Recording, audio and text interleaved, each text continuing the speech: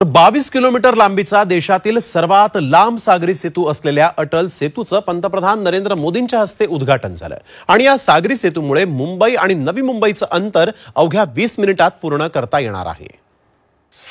MMRDA मार्फत बांधण्यात आलेला अटल सेतू म्हणजे शिवडी नावाशिवा सागरी सेतू अखेर वाहतुकीसाठी सज्ज झालाय।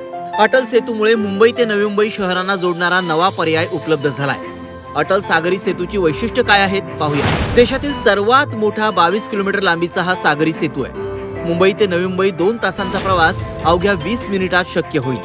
22 किलोमीटरच्या सागरी सेतूवरून प्रवासासाठी 250 रुपये टोल द्यावा लागेल। मुंबईतून नवी मुंबई, पुणे आणि कोकणाकडे लवकर जाता येईल।